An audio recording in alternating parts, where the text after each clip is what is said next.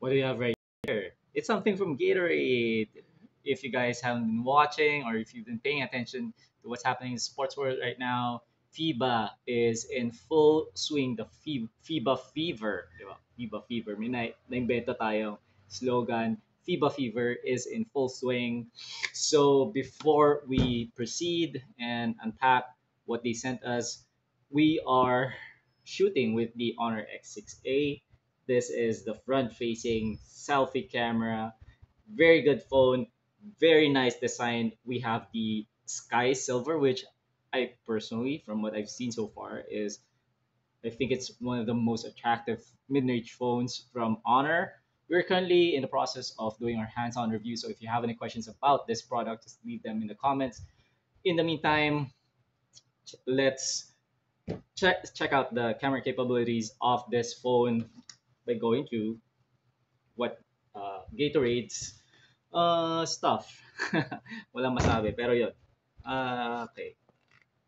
True enough, something related to FIBA. Catch the legendary games from August 25 to September 10. Okay. Heads up lang kasi we're shooting this video in advance. So by the time na lumabas tong video na to, tapos na siguro yung games, no? But kasi Honor X6A will be launching on September 25, September 26, sorry. So, yeah. So, by this time, alam niyo siguro yung results.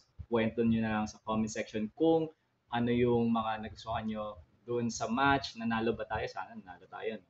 But anyways, at Gatorade PH and the hashtag is Gatorade X FIBA Basketball. So, ano pang laman nito? Siyempre, meron tayong Gatorade. Ayan.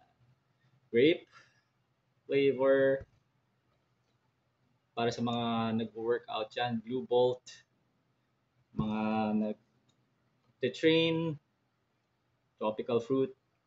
You all know Gatorade is useful in rejuvenating.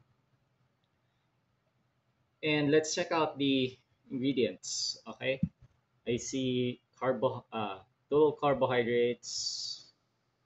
Sorry, sodium and potassium, yung main ingredients. Tapos may carbohydrates din. 50 calories or 50 kilocalories. So, yan. Tignan natin kung kaya nyo mag-focus hanggang dito, no, yung minimum or maximum focusing distance na readable pa rin, hopefully, yung text. And one of the things I noticed about the Honor X6A, about its selfie camera, is that the focus or the perspective or the what do you call this, the field of view is a little narrow. So right now the phone is about 3 to 4 feet away.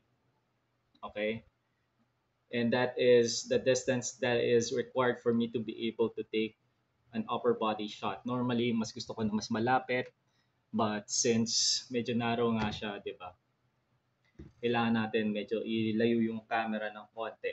So something for you to and to keep in mind when considering this phone. Meron pa palang laman. Sports bottle from Gatorade. Oh, okay, what's this? At ayan na. Ano siya? Medyas. Very nice sports sock. Gatorade as well. Nice. Okay, bago siya. So, do you have any questions about Gatorade or about the Honor 6A, X6A?